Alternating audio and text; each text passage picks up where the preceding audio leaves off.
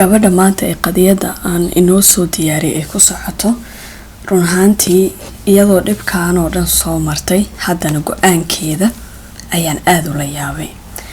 yacni lama yaabin laakiin yacni waa wax ma aragtay hooyooyin badan inay go-aankaas ay qaataan ay tahay oo haddii uu ninka aad nolol wadaagteen amaba se ilaahay qadaray inaad ilmo isu dhashaan haddii uu ku xumeeyo in ilmaha loo adeegsanin oo yacni xumaanaad isleedahay asaga xumeey aad ilmihii aadan ku dirin oodan u use garaynin. soo xarajeyna maadaama channelkeena dad badan ay ku xiran yihiin waliba dumar ay u badan yihiin naagtan dhamaadka qadiyadeena waxa ay sameynayso xarajeyna wallahi inay hooyooyin badan ay ku daysadaan ay sameeyaan run ahaantii. soo kora diyaaradda maanta waxaan ka degaynaa halkaas iyo dalka Mareykanka. Let's go.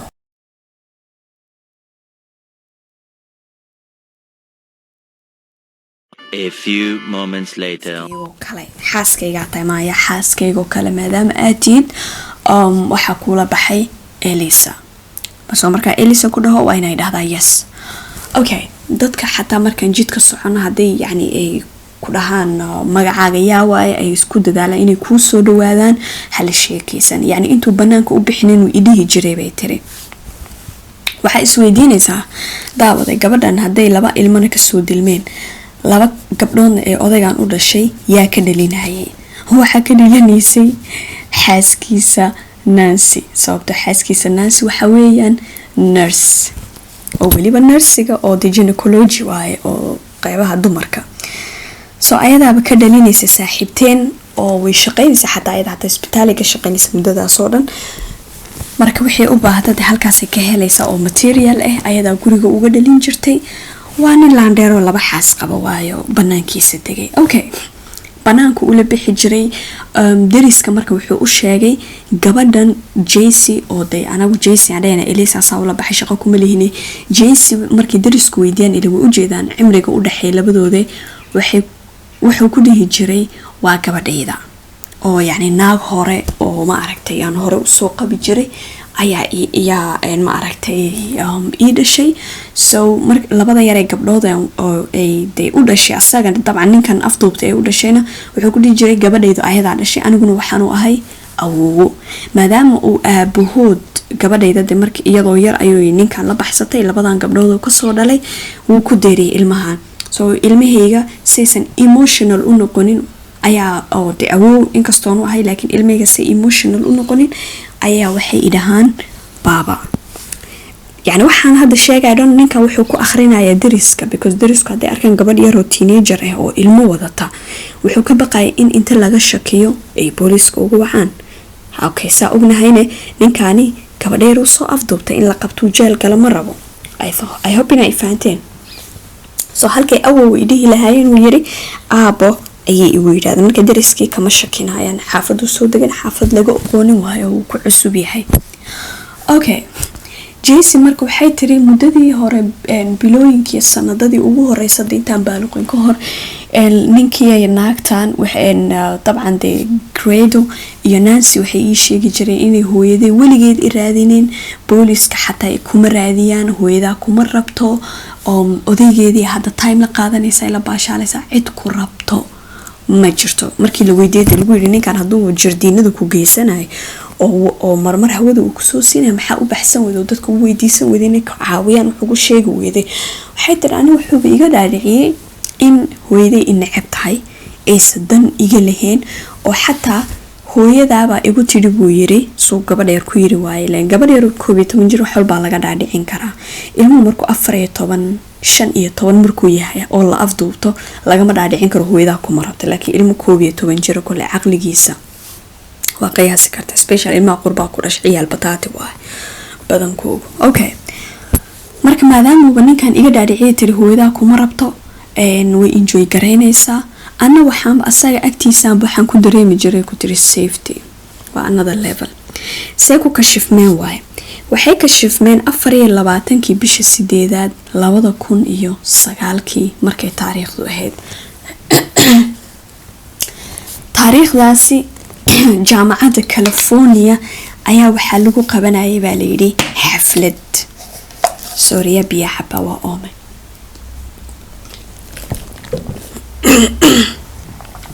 Okay, xaflad ayaa lagu qabtay. xafladii ayaa wuxuu watay Grado, gabadhan JC ayuu kaxaystay. JC markaas dee 11 jir lagu afduubtay iyo 18 sano ugu dar waa 29 jir. Okay, asna waa dhowr iyo 60 sano markaas. maalinkaas xaflad ayaa lagu qabanayaa layidhi California jaamacada ku yaala mid kamida xafladii ayuu ka qayb galay. xafladii wuxuu u watay JC ayaa u raacday. ninkan markuu xaflada joogay ilmo yaryar gabdho yaryar oo iyo hooyooyin ila waalidiina imaanaya, booliskii meesha marka security ahaan u joogay ayaa ka shakiyay ninkan habka uu u dhaqmaayo iyo adi ma aragtay looma bogin. booliskii meesha joogay ayaa waxay waceen booliska oo stationka meeshaas ka agdhawaa, waxayna ku yidhaahdeen nin ayaa maanta jooga iyo xaaskiisa suu noo sheegay markuu xafladda ka qayb galaya inay xaaskiisa tahay ayuu u watay. Okay, ilan fiiri meesha ay degan yihiin daris kale yaqaana inay gabadhiisa tahay, laakiin jaamacaddu xaafadooda meel ka baxsanay ku taala, soo ma ogaan karaan dadkan kale inay gabadhiisa uu ugu sheekay dariskii. booliskii ayaa loo wacay, waxaa lagu yidhi ninaa meeshan joogo soo uma bogin dhaqankiisa oo gabdhaha yaryar oo teenagerka caruuraha ayuu u dhadhawaanayaa, soo adi looma bogin. booliskii ay imaadeen, saaxiibkan Grado ayaa la kaxeeyey, dabcan JC-na way la socotaa. markii police stationkii la geeyay saaxiibkeen intaas wax qalada muu samaynin, gabadh yar muu taabanin, ee fiirisku suu gabdhaha yaryar u fiirinayo ayaa laga shakiyey. hadda waa aragtay tuugoo kale markuu rabo inuu telefoonka kaa dafo ama uu wax kaa xado, kow wuu ku akhrinaya, wuu ku fiirsanaya muddo saas camal. yani ninkan fiiriskiisa laga shakiyey. stationkiyaa la geeyey, markuu magaciisa saddexan uu sheegay iyo moogide anaga inta waxaan qabnaa bashuu number Sweden la inta national insurance number la dhahaa, marka la type garay waxa tahay dhan uu kusoo sheega. America waxa dhahdaan soo sheega numberadaas daa qabtaan kulay waa qabtaan. Okay, marka rekorkiisa la fiiriyo waxa la ogaaday ninkan inuu dad kufsaday, dad afduubtay, dad xaday, dad la dagaalay, rekorkiisa uu buuxo. dabcan waxa lagu yiri maxaa meeshan ku keenay, maxaana gabdhaha yaryar ee teenagerka ka fiirinaysay, yani why. saaxiibteen JC oo de isaga uu la baxay Elisa waxa laga qaaday interview. waxa lagu yiri ninkan yaa waaye, yaa u taqaana, muxuu yahay. waxay tiri waa aabahayga. Okay, gabadha yar waa ilmo yar oo 12 jir iskuulka lagaga reebay, daris aqoonin, saaxiib leheen, guriga ka bixin, internet iyo barigaasna de bilaaw u ahay laakiin yaaba u ogol. so wixii dhehla dhahalay dhihi jirtay mis dhehaysa, yani ma garanaysa in record qofka uu leeyahay lagu ogaan karo. waa ninkayga laba caruur u dhalay, waxa lagu yiri ninkan hal xaas kaliya qaba, halkaas xaas ayaa recordka ugu jirto, ilmana muusan dhalin ayaa tahay. markii saaxiibteen dareentay in laga shakisan yahay runtii sheegtay,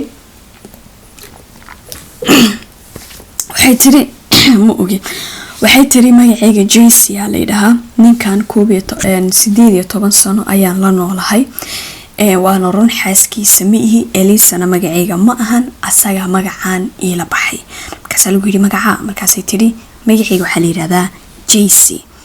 markaas okay JC yaa lagu yiri hadaba ninkan sidee kula kulantay. ninkan waxay tiri way afduubtay subaxyada kamid ah anoo iskuulka u socdo bus stationka taagan ayuu meeshaas iga afduubtay. markaas lagu yiri ma qiyaasi kartaa muddada ninkan ala noosho. waxay tiri yes 18 years, soo asaga ii sheegay 18 sano ka hor ayuu ii afduubto 1991kii aheeday tiri markuu ii afduubanayo. markaas lagu yiri hooyada magaceeda ma xasuustaa? tiri ha. المهم gabadhii markii informationkeedii la weydiiyay waa la gartay inay tahay gabadh filekeedu uu furan yahay from 1991kii up to now, oo wada kiiskeeda laga rajo dhigay xataa oo la isdhahay qoftan kulli waa dhimatay ama waa la dilay, aday ma noola.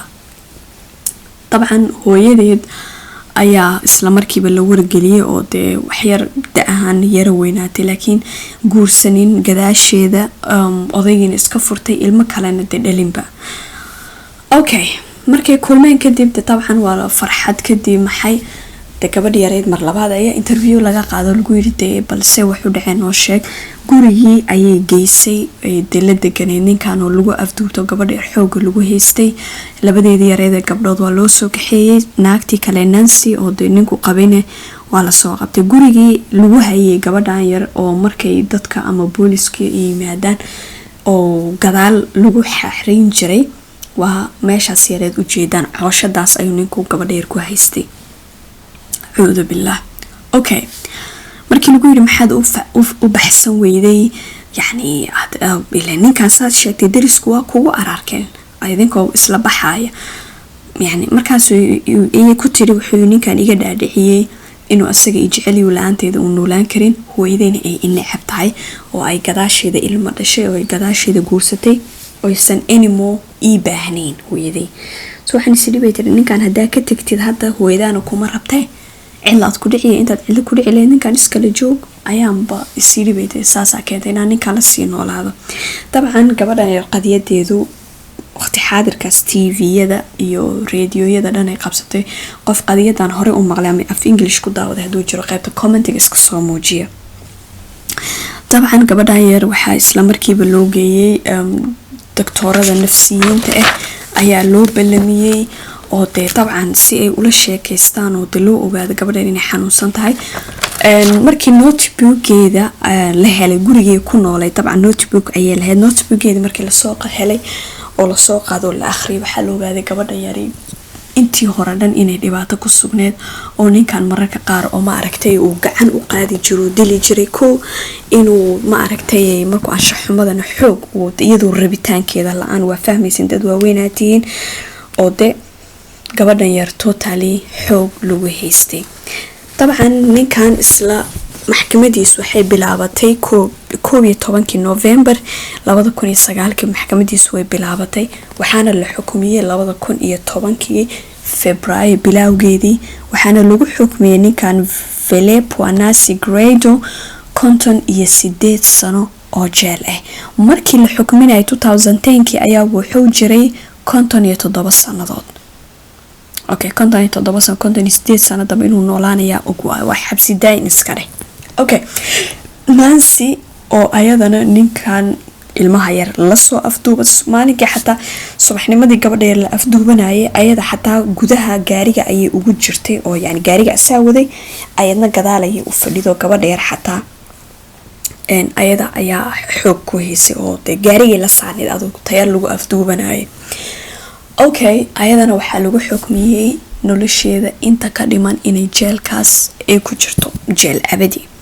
gabadhan yar JC la afduubtay dabcan interview badan la yeeshay interviewada la yeeshay mid kamid ah su'aashii la weydiiyay waxa eedo lagu yiri ninkan waa ninkii ku afduubtay 18 sano cimrigaaga ka qaatay laba yar oo gabdhood oo diyaaradan u weyn amsaba aadan rabin ka dhalay oo de ma aragtay ma laga yaabaa marka inaad ilmihiisa ka jirtid oo de labadiisa gabdhile hadda ilma u dhashay ilmihiisa ama ilmaha isku dhasheen ma laga yaabaa inaad ka jirtid oo de ku tiraadin aabiin saano ii galay oo waa waray odaygaas de ma aragtay ma raadin kartaa ama ma booqan kartaa. markaas waxay tiri yani waxaan hordhac uga dhigaa waxay tahay geesiyad waa ilaan dhihi karaa wallaahida.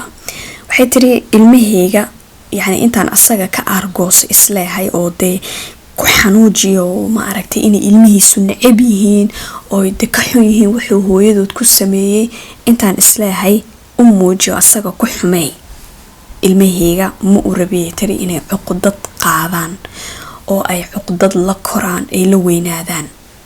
can you imagine maanta badan hooyooyin badan haday ahaan lahayd oo de caalamka ku nool not only hooyo Soomaali hooyooyin badan oo Carab la cajabiya bale tabcan waxay leeyahay ninkan car war ya ninkii de odaygaas waxa de idin dhalay ama de wax tara ama u taga ama arko waa dayra waay naaskeyga ma nuujinay leeyahay mid kale de ahaan leeyahay soo xarajeyna hooyooyinku inay ku daysadaan hooyadan oo ninka haddii aad isdagaashaan hub ha ka dhiganin ilmahaaga.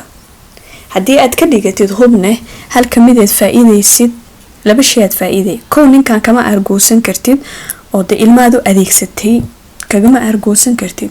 number 2 ne oo waliba aad dhaxlaysidaa waxay tahay inaad ilmahaaga aad ku ridaysid cuqubana aad u soo jiidatay dabcan. okay dabcan booliska gobolka California waxay gabadhan ugu deeqeen lacag dhan 20 milyan oo dollar cash akoonkeeda loogu shubay ayadoo markaas dawladda uga dhigayso magdhow iyagoo markaas eeda isa saaraya especially booliska oo gobolkaas California dhahayda anaga hawsheeni gabnay oo hawsha anaga ka gaabsanay soo magdhow ahaan ayaa loo siiyay 20 milyan. dabcan gabadhan maanta ilaa hadda 2021 kan way nooshahay hooyadeedna way nooshahay labadeedii gabdhoodna dabcan waa weynaadeen. sida qadiyadu ay sheegayso labadeedii gabdhood aabahooda way u tagaan jeelka way booqdaan xariirne way leeyihiin.